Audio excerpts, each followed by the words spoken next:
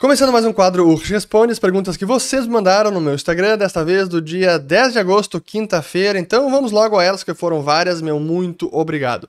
A primeira aqui da Josileia, perguntando o seguinte: gostaria de perguntar se você acha que o governo Lula conseguirá quebrar a Petrobras. Se sim, em quanto tempo? Pois bem, sem dúvida que as políticas recentes de mais intervenção na empresa, de utilizá-la para fins de política pública, muitas vezes populista, tentar segurar na marra o preço dos combustíveis, como a gente está vendo agora, já vou voltar a esse assunto. Esse é o tipo de política que vai minando a solidez financeira da empresa. Daqui a pouco pode começar a gerar prejuízos, ainda não tão cedo, até porque os derivados e petróleo está alto. Mas se essas políticas prosseguem sem uma reversão de curso e daqui a pouco o mercado de petróleo também vira, assim, deixa a situação a empresa numa situação cada vez mais fragilizada e que ela pode incorrer em prejuízos vultosos como foram lá na época da Dilma. Mas mesmo na época da Dilma, isso demorou alguns anos até a empresa chegar na posição das empresas mais endividadas do planeta e que precisou ser socorrida pelo governo, isso quer dizer, pelos pagadores de impostos, nós, cidadãos brasileiros. Então sim, isso pode acontecer novamente, ainda estamos talvez há alguns anos disso ser uma realidade. Por enquanto é uma possibilidade, não acho ainda que é o mais provável. Mas é preciso aguardar, esse ano vai ser fundamental, e eu diria até os próximos dias, semanas, porque aí eu entro no ponto sobre os combustíveis. Semana passada, no vídeo de perguntas e respostas, eu falei sobre a questão da defasagem do preço dos combustíveis, óleo diesel e gasolina, que já estava bem elevado, batendo o recorde dos últimos meses, e nessa semana isso se intensificou. Então a defasagem agora é maior. E isso significa que o risco de gerar um desabastecimento desses combustíveis no Brasil, ele aumentava. E não é que já nessa semana tivemos notícias do setor de transportadoras em Minas Gerais que não estavam conseguindo fornecimento adequado de óleo diesel. Então veja que a política da Petrobras já está dando errado, justamente a consequência que a gente alertava e que nós temos alertado nos últimos meses. E se isso permanece, não apenas a gente pode ter mais desabastecimento, mas a Petrobras também tendo prejuízo, porque ela que tem que bancar essa conta, ela que tem que bancar essa diferença. Se ela não consegue suprir a necessidade doméstica, ela tem que importar a um preço mais alto e ela revende no mercado doméstico a um preço mais baixo. E esse prejuízo fica com a empresa. Em última instância, os pagadores de impostos terão que cobrir isso num futuro logo mais adiante. Então esse é o risco de se usar uma empresa tão importante para a economia nacional como a Petrobras para fins políticos e tentar segurar preços na marra. Não funciona, a conta chega, a fatura sempre chega. Então espero que eu tenha respondido. Aqui a próxima da D. Melo. Como se explica alguns países como os nórdicos terem altíssimos impostos e mesmo assim terem economias competitivas, renda média alta, excelente padrão de vida? Pois bem, ótima pergunta.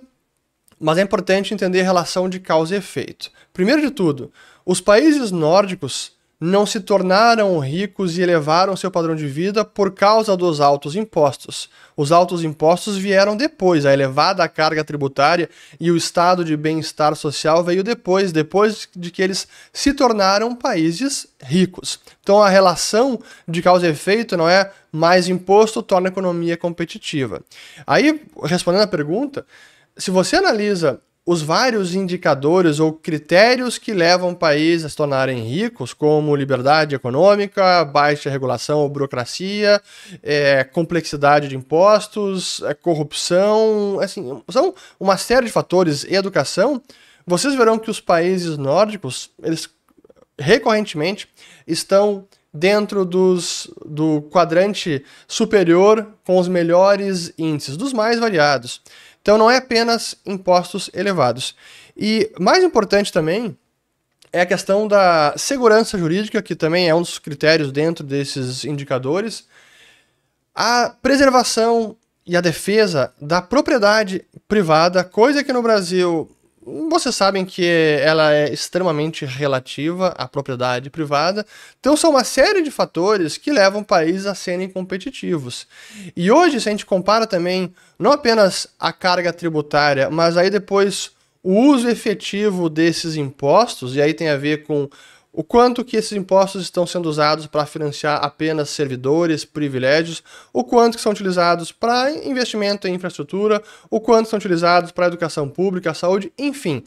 Você precisa analisar também tudo isso. E quando a gente compara o Estado brasileiro com outros estados, nós gastamos muito com servidores. Então, os privilégios que nós temos aqui com todo o funcionalismo, aí vamos falar de servidores, é a burocracia, é executivo, é legislativo, é judiciário, os nossos salários e privilégios em geral, não é apenas salário, mas todos os benefícios, a corte que cada deputado tem para si, isso custa muito.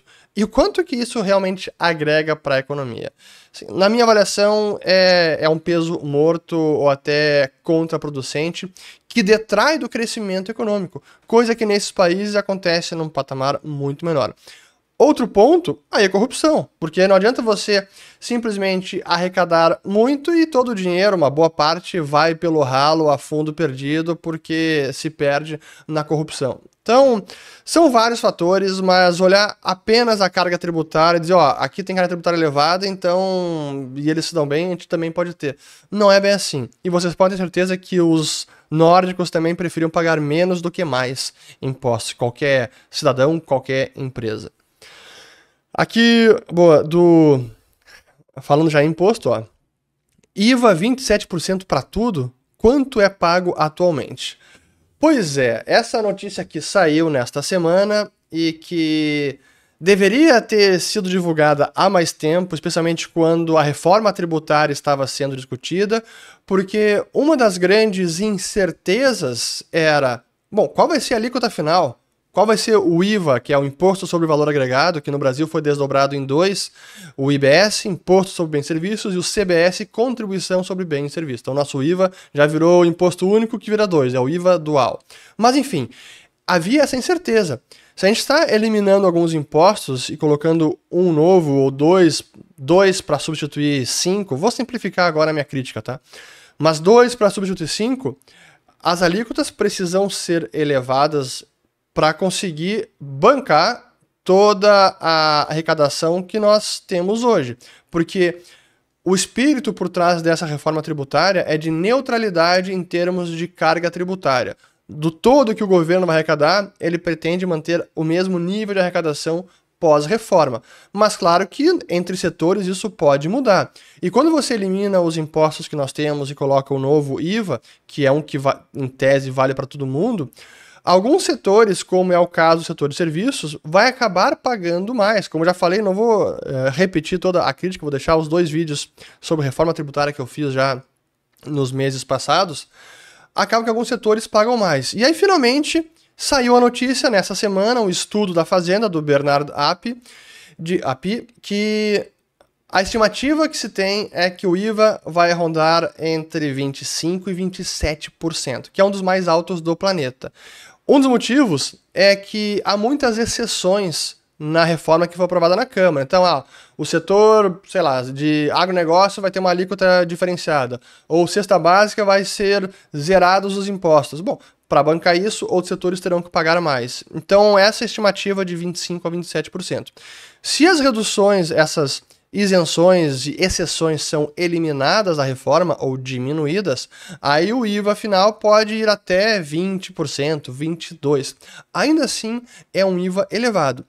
Mas aí a pergunta é excelente, quanto é pago atualmente? Ninguém sabe direito quanto se paga, justamente pelos impostos em cascata, pela dificuldade de calcular os impostos, pela pouquíssima transparência que há quando você compra alguma coisa, já tem imposto embutido, você nem sabe. Esse é um dos grandes benefícios desse novo regime tributário, o IVA, porque você vai pagar na hora do consumo final e você vê exatamente, bom, agora eu estou pagando 27%, ou 25%, ou 20% sobre isso que eu estou comprando. Então fica mais claro, transparente e traz também mais cobrança e monitoramento da população e indignação. Pô, ninguém quer pagar 27%. Se a gente for considerar todos os impostos, talvez para muitos produtos, já é isso que a gente está pagando hoje, mas a gente nem vê, a gente nem se dá conta que esse é o tamanho do imposto e por isso que no Brasil tudo é muito caro.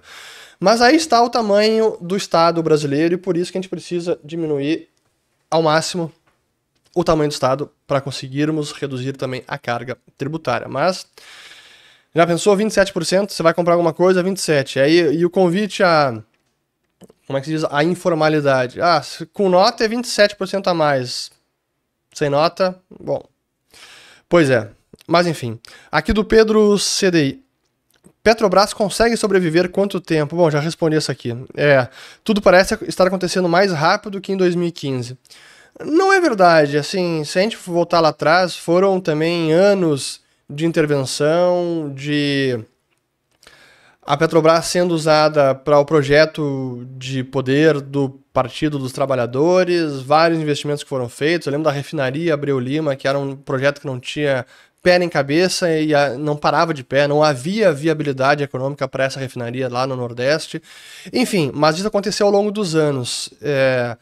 Hoje, só para complementar até a resposta anterior, hoje há uma governança maior e melhor, justamente pelo que aconteceu na gestão da Dilma. Agora, essa governança eles estão tentando mudar. Já mudaram a política de preços. Agora tem mais discricionariedade para alterar os preços. Quanto tempo mais eles vão segurar essa defasagem? Complicado. Aqui do Vitor, reforma tributária, como garantem que não terá aumento de impostos se não sabem quanto se paga hoje? Pois é, não tem como garantir isso. O espírito e o objetivo, em tese, é esse. Não aumentar impostos, mas se não reduz o Estado, não reduz o gasto público, vai precisar manter essa arrecadação e se o gasto não é cortado, faça sol, faça chuva, se vem recessão ou não, como é que se cobre o buraco? Arrecadando mais, aumentando o imposto. Então, é impossível dar essa garantia. Aqui tem como o Estado existir sem o monopólio da moeda? Como paga o salário do Exército? É a pergunta do JM Cauí. Bom, sim que tem como estados sobreviverem sem o monopólio da moeda, e a gente viu estados sobrevivendo ao longo dos milênios sem monopolizar a moeda. Muitas vezes eles monopolizavam, eu estou voltando, vamos lá, Império Romano, antes e depois, Idade Média, monopolizavam a cunhagem. Mas isso não é a mesma coisa que monopolizar a emissão de moeda. Então, a moeda era o ouro, a moeda era a prata. Então hoje, e depois, à medida que as economias foram avançando, se sofisticando e o próprio dinheiro foi evoluindo, os estados passaram a intervir cada vez mais a ponto de monopolizar por completo tudo relativo à moeda. Mas ainda assim, sem moeda, estados podem se financiar. A diferença é que eles vão ter que tributar e vão ter que se endividar na moeda que está sendo usada pela população. Eu novamente relembro a fundação dos Estados Unidos, que começou utilizando a moeda de prata como a moeda do país, a moeda oficial, e sendo que não havia um monopólio de emissão de moeda pelo governo americano. Então, essa era já a moeda corrente naquela economia, naquela região. Então, sim, estados podem existir mesmo sem deterem o monopólio de emissão monetária. Aqui do Carlos Carvalho. A social-democracia quebrou a Alemanha? Não é apenas a social-democracia. Sim que em vários países da Europa, a social-democracia, suas promessas muitas vezes insustentáveis ou irreais, de bem-estar social, ajuda a trazer problemas fiscais, como vários países na Europa isso aconteceu. Na Alemanha há historicamente, há mais prudência fiscal, conservadorismo. O Bundesbank também foi um banco central muito austero que defendeu a estabilidade do marco alemão depois da Segunda Guerra Mundial, mas foi subjugado pelo projeto do euro. Mas enfim, no caso da Alemanha, tem muito mais a ver a situação atual, e esse foi o assunto do Follow the Money. Se vocês não seguem o dinheiro, sigam o dinheiro, link na descrição do vídeo. Nessa quarta-feira que passou, a gente falou sobre isso, a situação da Alemanha. Como a Agenda Verde, o chamado projeto de Energiewende, a mudança de energia, a transição energética, focada principalmente nas energias renováveis verdes, tipo eólica e solar, acabou trazendo consequências severas para a competitividade da indústria alemã, porque elevou e muito o custo da energia elétrica e a insegurança do fornecimento de energia. Então, mas aí não tem a ver com a social-democracia, tem mais a ver com a agenda verde, o ambientalismo radical. É isso. Mas quem quiser saber mais, Follow the Money, sigam o dinheiro. Aqui do Josué. Governo desnorteado. Fez remessa conforme e depois que entra em vigor, sai notícia de que não terá isenção abaixo de $50. Pois é. Assim, vocês acreditaram que um governo que não quer tocar no gasto público e pensar em cortar gasto público é uma heresia para eles, é uma ofensa, tem que arrecadar de alguma maneira. E agora, finalmente, saiu a notícia de que a Fazenda vai acabar com a isenção de compras do exterior abaixo de $50. É mais um escárnio e é retrato do viés deste governo. Então, quem tinha ilusão está aprendendo. Aqui do Gaspar, aliás, antes do Cavernoso, poderia comentar as novas formas de arrecadação para o IVA, direto no TED, no Pix, na máquina de cartão? Pois, eu fiquei, não surpreso, mas eu às vezes acabo sendo mais sarcástico do que deveria, especialmente em Twitter, Instagram, etc. Aqui nem tanto. Mas até porque eu preciso elaborar melhor a minha crítica e tem um alcance maior quando eu faço vídeo sobre o assunto. Mas essa foi uma notícia que saiu nos jornais nessa semana, o Bernard Api, de novo. Eu não sei se é Api ou Api, até perdão por não saber pronunciar o nome. Mas enfim, ele disse que no futuro a arrecadação até poderá ser mais automática e muito mais eficiente, e que todas as transações, sejam TED ou Pix ou cartão de crédito, já vai lá ter a cobrança do IVA e se houver algum crédito, aí já tudo será automatizado. Eu fico com muito receio desse tipo de automatização e responsabilização da coleta dos impostos que recai sobre o privado, sobre as próprias empresas, os cidadãos. Eu realmente eu fico muito receoso com isso, porque é mais um argumento e mais uma acomodação por parte do setor público de que não precisa cortar gasto, não está arrecadando facilmente, o dinheiro vai entrar tranquilamente e pronto. Só que isso pode inviabilizar muitas empresas, muitos setores, e é preciso ver o quanto que o IVA vai impactar de fato. Para mim, a parte mais importante dessa reforma tributária é a transparência que ela pode trazer. Mas eu fico com muito medo mesmo de quando a gente vê burocratas, servidores, especialmente na Fazenda, Receita Federal, dizendo que a cobrança de impostos vai ser totalmente automatizada e o cidadão nem vai poder se preocupar. Complicado, mas veremos como isso vai ser. Agora sim, do Gaspar. Para quais países as empresas alemãs que estão saindo do país vão com esse cenário China e Estados Unidos? Pois eu lembro que essa já era uma discussão. Eu tive muita experiência de trabalho na Alemanha, pela empresa que eu trabalhei na década retrasada já, foi nos anos 2000, de 2002 a 2007, aliás, 2002 a 2009, na ThyssenKrupp Elevadores. E eu morei alguns meses, no total foram 4 meses e meio na Alemanha, em Düsseldorf e Essen. Mas na época que eu morei em Londres pela Thyssen, eu viajava muito para várias operações fabris da Thyssen, inclusive uma em Hamburgo. Até hoje lembro do endereço, era Columbusstraße Nummer 8, então Rua Colombo, número 8. Ainda é o endereço da fábrica de escadas rolantes, a ThyssenKrupp Fahrtreppen, que agora se chama TKE apenas. E eu lembro que as discussões naquela época, eu só estou falando de 2006, 2007, era onde buscar fornecedores mais baratos do que na Alemanha, onde até realocar algumas fábricas, alguns processos produtivos, porque a Alemanha já tinha um custo de mão de obra mais elevado e já era menos competitivo que algumas regiões da Europa. Naquela época, muitas empresas alemãs buscavam principalmente ir para o leste europeu, Polônia, República Tcheca, os países bálticos, enfim, Alguns países que tinham uma economia mais avançada, que tinha algum parque fabril, mais infraestrutura, com um bom nível educacional, mas com um custo de mão de obra mais baixo. Eu lembro que Polônia era sempre... Inclusive, eu fiz uma excursão pela Polônia em busca de fornecedores. Então, esses são destinos. Quanto mais próximo, melhor. Mas eu fiz até o título dessa transmissão do Follow the Money foi a desindustrialização da Alemanha. Que não é uma desindustrialização completa, mas na margem ela vem acontecendo porque muitas indústrias, especialmente aquelas intensivas em energia, estão ficando no meio do caminho porque a conta ficou muito alta e não conseguem mais serem competitivas.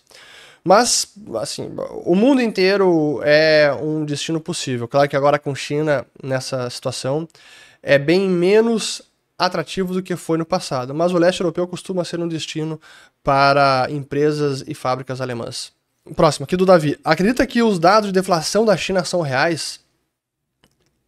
Como sempre na China é difícil saber, mas a gente pode ver que alguns dados na China corroboram uma deflação, como a queda na balança comercial, não apenas a corrente de comércio, exportações e importações diminuíram na China impressionantemente, quase 20% do ano passado para agora, o último dado que foi divulgado. Então a China segue passando por um reajuste econômico, desacelerando, a reabertura que muita gente achou que pudesse ter impactos significativos na economia mundial não aconteceu. Eu mesmo era dessa tese, isso não aconteceu. Então o problema econômico lá é mais profundo. Xi Jinping e o partido estão tendo mais dificuldades de religarem a economia ou não querem. Setor imobiliário segue cambaleando, ou que eu digo que está acontecendo lá uma demolição controlada. O colapso do setor imobiliário está acontecendo, mas ele vem sendo controlado. A mais recente a agora ter problemas de dívida e possíveis calotes é a Country Garden, que em vendas era a maior da China até o ano passado, agora caiu em vendas nesse ano. A Evergrande era mais endividada que a Country Garden, mas a Country Garden também agora com enormes problemas financeiros. Ainda vou fazer um novo vídeo sobre a situação da construção civil na China, o setor imobiliário. Mas eu acho que os dados de deflação são críveis, porque o restante dos dados, até aqueles que são verificados pelo mundo, como é importação e exportação, também estão refletindo uma desaceleração econômica. Aqui do Luciano. Quais países, além dos Estados Unidos, têm em seu DNA o apreço pelas liberdades individuais? Resta algum ainda? É uma belíssima pergunta.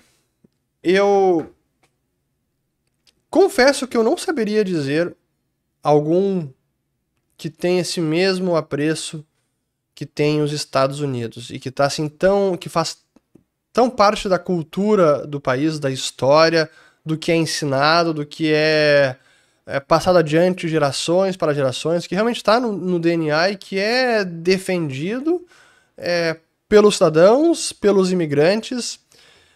Eu tenho dificuldade de dizer.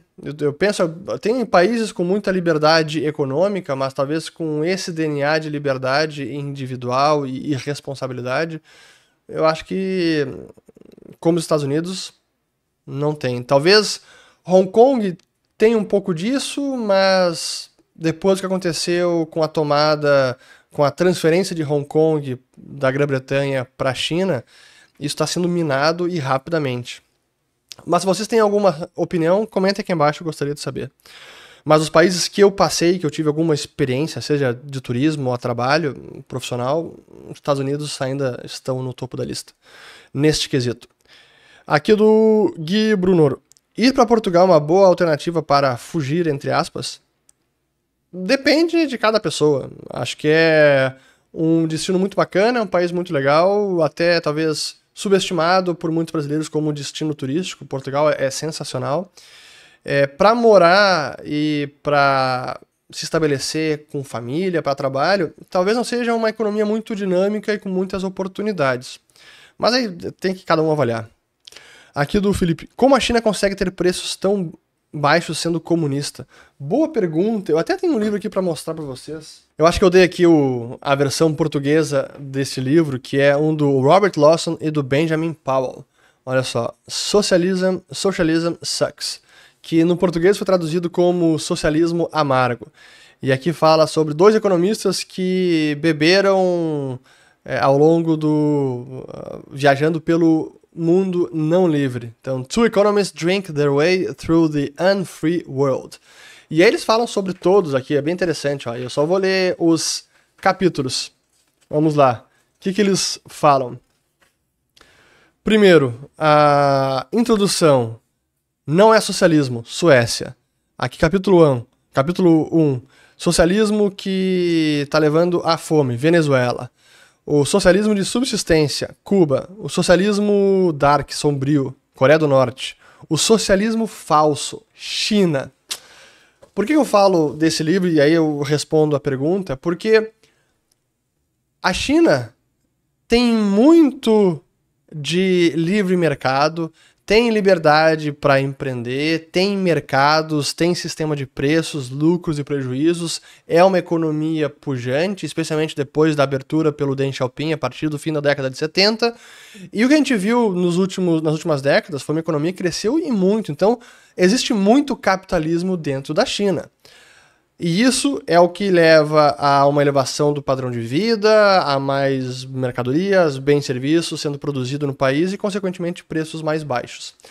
Agora, é um capitalismo que, como eles mesmos gostam de dizer, eles chamam de socialismo com características chinesas, que tem muita intervenção do Estado tentando interferir nos assuntos das empresas, muitas vezes dirigindo como cada setor deve operar, restringindo, mas não é um socialismo do tipo Cuba nem Venezuela, e é por isso que a China não quebra como esses países quebraram.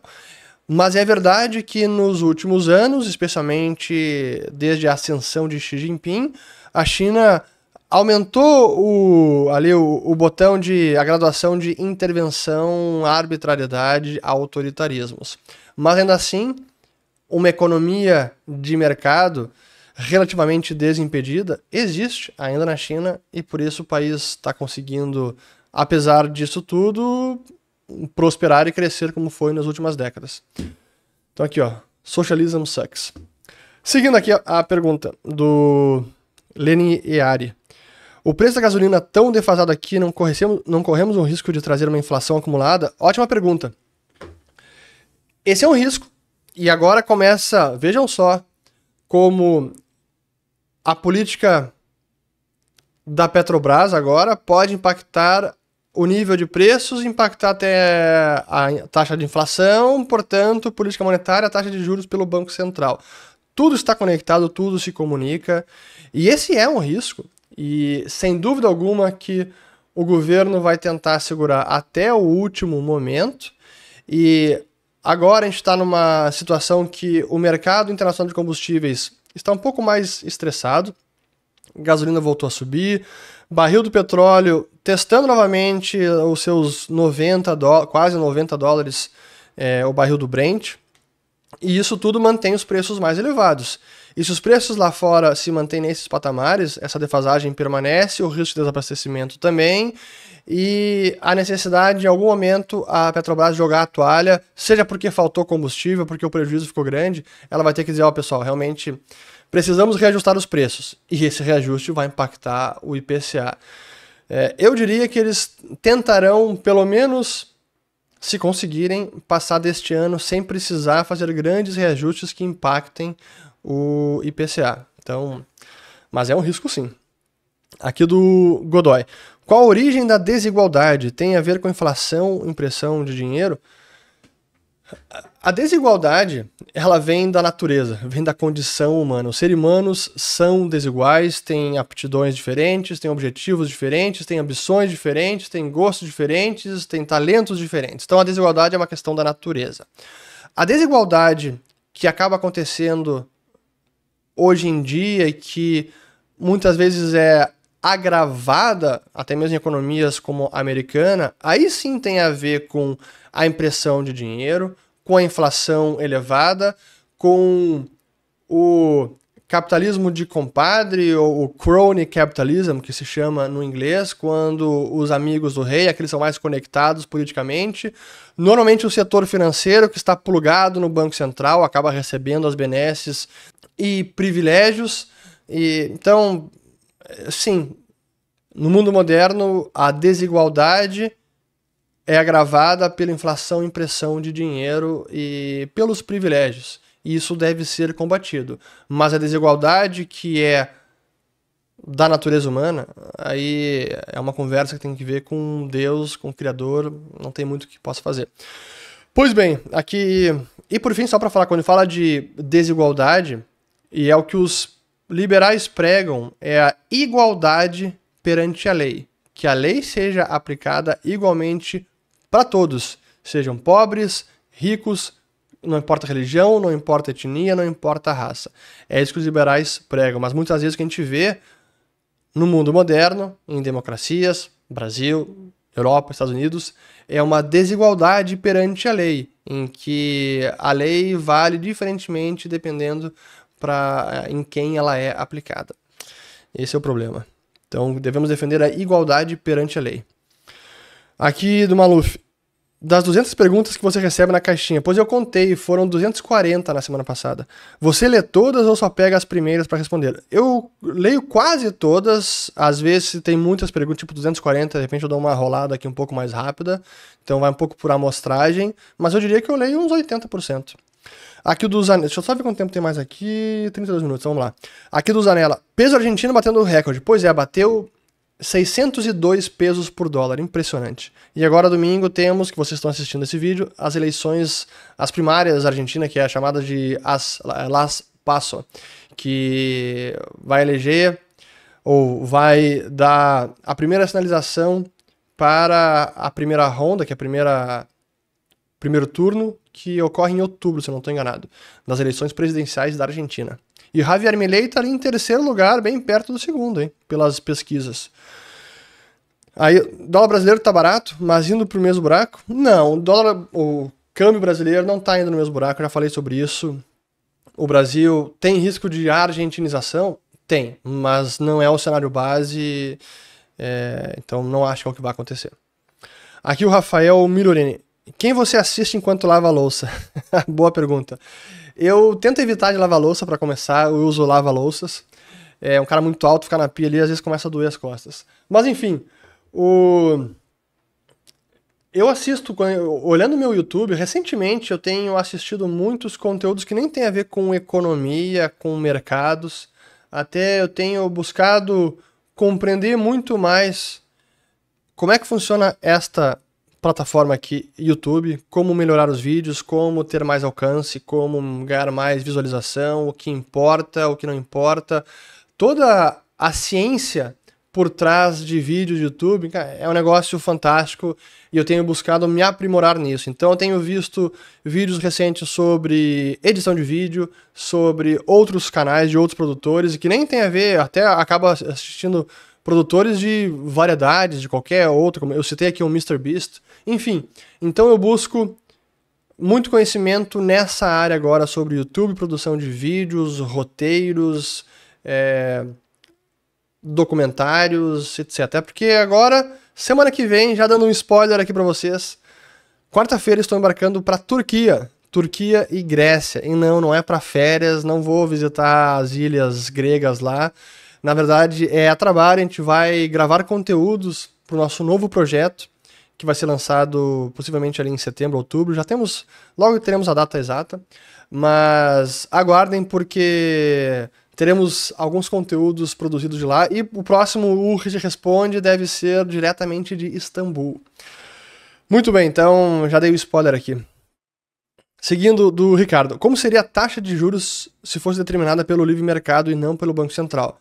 Seria como qualquer outro preço, pelo livre atuar das forças de oferta e demanda, como é o restante da curva de juros brasileira, como é a curva de juros futura, o mercado ia definir. Então não tem nenhum mistério de como isso aconteceria. Não há... Bom, esse é outro debate, mas eu divirjo da visão dos economistas de que a taxa de juros precisa ser tabelada pelo Banco Central. E é isso que se faz. Quando se define a taxa básica de juros, se está tabelando um dos preços mais importantes da economia, que é aquele capaz de coordenar o comportamento entre os investidores e poupadores, aqueles que querem aplicar fundos, aqueles que precisam tomar fundos. Mas essa é uma discussão, um grande debate. Aqui do Heller Emerson. O dólar pode deixar de ser flutuante com o novo presidente do Banco Central? Não acredito que vão nessa linha. Acho que isso está bem sacramentado. Câmbio flutuante. Não devemos ter nenhuma alteração aí. Aqui do Samuelson. Conhece o Piauí? O Piauí? Aqui é massa. Não conheço o Piauí. Alguma hora eu vou para aí. Até rimou. Aqui do Jonatas.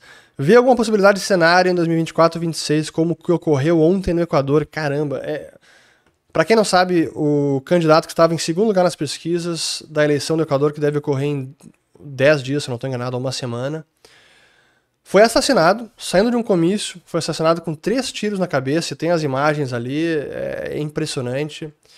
Na hora mataram o sujeito, o suspeito de ter feito os disparos. É surreal. É uma coisa que, infelizmente, acontece na América Latina, acontece em outros países do mundo. No Brasil aconteceu em 2018, facada no Bolsonaro. Pode acontecer em 2026? Eu espero que não. E eu espero que os brasileiros, de ambos os lados do espectro ideológico, busquem realmente distensionar as relações, essa situação política, diminuir a polarização, é menos ódio pelo outro e realmente mais respeito. É o que tem que ser, porque senão coisas como isso acabam acontecendo. Não está claro quem são os responsáveis por trás do crime, talvez seja o narcotráfico, no caso do Equador, mas enfim. É lamentável e eu espero que isso não aconteça no Brasil, não. Aqui do Sim Finanças. Ulrich, você acredita num Estado intervencionista para implementar princípios e valores? De forma alguma. Princípio e valor... Ninguém pode ser obrigado a acreditar em algo. Você precisa convencer. Então, eu não acredito em conversão forçada, como muitas religiões fizeram, povos fizeram com religiões ao longo dos séculos, seja com o cristianismo, seja com o islã. Não existe conversão forçada, não existe convencimento forçado. Então, princípio, valores você ensina, busca convencer e busca dar o seu exemplo. Mas utilizar do aparato estatal, da coerção, do monopólio da força para tentar convencer e incutir princípios e valores na população, não vai funcionar. Só vai gerar revolta, indignação e o oposto que você queria buscar com princípios e valores. Então, é o exemplo, é convencimento, não é coerção. Aqui do Marcel. Indo para a Argentina, é seguro andar e pagar direto com dólares ou vão te marcar e seguir? É importante responder essa. Do que eu ouvi de relatos, do que eu vivenciei na Argentina, o que acontece lá é mais roubo de ocasião, de descuido, não com um cidadão armado, com pistola, com faca, etc. Mas deu bobeira, deixou uma mala, uma bolsa em cima da cadeira, foi dar uma volta, some a mala, ou a mochila ali tá com o bolso aberto, alguém vem lá e busca, pega um celular ou dinheiro. É mais desse tipo. Então, dito isso, eu acho que dá para andar seguramente com dólares, só que é importante saber como é que está a situação em cada cidade. Como eu falei, em Buenos Aires eu não tive a experiência de poder usar dólares e trocar no estabelecimento, pagar no estabelecimento pela taxa de câmbio do paralelo. Ofereciam sempre oficial, que é um roubo, metade do paralelo. Em Bariloche, eu tive essa felicidade. Então, se informe antes. Aqui, vamos logo acabar, que tem já 40 minutos. Vamos lá. Aqui do cobre, petróleo dos anos 70? Não, cobre é bem diferente, porque primeiro sim, é um material muito importante, é uma commodity base, é um metal base fundamental, especialmente para eletrificação da economia, mas ao contrário do petróleo, ele pode ser reutilizado. Então, o que nós extraímos de cobre, produzimos e utilizamos pode ser reciclado quase 100% praticamente, e sem perder quase nenhuma qualidade, e ser reaplicado noutra máquina, noutro equipamento, enfim. Então é diferente e o estoque de cobre ele vai se acumulando, né? Não é utilizado depois queimou combustível, cara, vai para a atmosfera, não tem o que fazer. Mas o cobre é diferente. Mas a importância é tão grande como a do petróleo. Mas tem mais a ver com o crescimento da economia, desenvolvimento econômico e não tanto como o petróleo, que é um combustível que é fundamental para manter a economia rodando. Então, sem petróleo, o mundo não gira. A comida não chega na sua casa. Então, essa é a importância do petróleo. Com cobre é diferente. Aqui da Tamon. Arcabouço, Drex, Campos Neto, fim de mandato, déficit e inflação descontrolada. Vamos esperar. Bom, Drex é criatura deste Banco Central do Roberto Campos Neto. Então, coloca essa na conta dele. Aqui do Josimar Custer. Gostaria muito de ver vídeos seus direto do Uruguai. Você moraria lá? Moraria. Acho que é um país muito bacana, que felizmente não foi afetado tanto pelas ideias da esquerda e peronistas, tipo da Argentina. Mas é um país muito pequeno, tem pouca oportunidade, a economia é muito pequena. E é um país pacato, mas é muito bonito. E eu conheço bastante, porque desde criança, pela minha família, por parte do pai, ser do Uruguai, ou melhor, da fronteira com a Argentina, uruguaiana, a gente ia muito para Uruguai, para veraneio, em Punta del Este, e de vez em quando eu tô lá, faço vídeos de lá, mas é muito bacana, moraria sim, moraria. Aqui de repente, então, já fiz vídeos não da cidade, mas já fiz vídeos gravando de Punta del Este, nas férias, onde devo gravar novamente em dezembro, janeiro. Aqui, Nicolas Celes. Pensa em fazer um documentário na Espanha? Não gostaria de palestrar no Instituto Juan de Mariana? Sem dúvida. Pô, eu tenho muito apreço pelo pessoal. Faz tempo que... Faz tempo. Desde que eu terminei o mestrado, não voltei mais para a Espanha. Então, tem 13 anos, quase 14. Tenho vontade. Em algum momento eu vou voltar. Sim. Até agora que a gente está fazendo mais essas giras pelo mundo. Espanha, sem dúvida alguma, que quero voltar. Aqui, do Jedson. O que fazer para ficar motivado no inglês? Faz um ano que faço um curso de inglês e fiquei desmotivado. Bom, perguntas nada a ver sobre economia, mas importante que é sobre qualificação profissional. A dica que eu posso dar é: tente estudar inglês estudando, lendo, se aprofundando em algum assunto que você goste. Por exemplo, vai que você adore tênis. Cara, estuda inglês estudando sobre tênis. Assiste documentários de tênis em inglês, leia livro de tênis, compra o livro do Federer, do Agassi, do Nadal, do Djokovic. Tente fazer tudo relacionado a uma atividade que você goste e é apaixonado em inglês. Se é automobilismo, ótimo. Se é culinária, se é viagem, não importa. Mas tente estudar inglês usando a sua paixão, um hobby, que aí facilita e muito o estudo da língua. É algo que você realmente tem interesse. Aqui do Matheus. Núcleo do CPI americano desconsidera energia. Qual a razão para isso? É a ideia de remover do índice de inflação aqueles itens que são mais voláteis e muito mais cíclicos, como é combustível, como é alimentação. Eu diria que são critérios altamente questionáveis ou que a gente poderia debater bastante. Aqui já falei do desabastecimento em Minas Gerais e... Pessoal, acho que é isso. Só mais uma pergunta aqui para terminar do Felipe Weber. Se o PT se reelege em 2026, acabou o Brasil? Não, eu não acho que acabou o Brasil. Essa era uma preocupação em 2014, Dilma foi reeleita. Essa era uma preocupação em 2018, aí tivemos Bolsonaro. Essa era uma preocupação em 2022, aí elegemos Lula. E agora, em 2026, o PT novamente.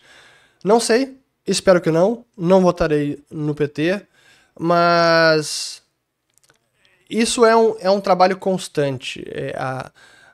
A defesa da liberdade ela é constante, e a liberdade ela exige a vigilância permanente. Esse é o preço e o custo da liberdade. Então, não acredito que vai ser o fim do Brasil, mas certamente se o PT for reeleito em 2026, serão mais anos de retrocesso, de aparelhamento, e que seria muito ruim para o nosso país. Mas essa é a minha opinião. Se vocês discordam, concordam, comentem aqui abaixo. Como sempre, eu prezo e peço encarecidamente, vamos usar da civilidade. Pois bem, espero ter gostado de mais um Responde. Um ótimo domingo para todos. Feliz Dia dos Pais. Hoje é um dia muito especial. Vou comemorar com a família. Desfrutem com seus pais, com seus familiares, com seus amigos. E voltamos no próximo vídeo, que eu não sei ainda de onde vai ser. Acho que ainda do estúdio aqui em Porto Alegre. E o Responde semana que vem, possivelmente direto de Istambul. Então me aguardem diretamente da Turquia. Valeu, obrigado, até mais.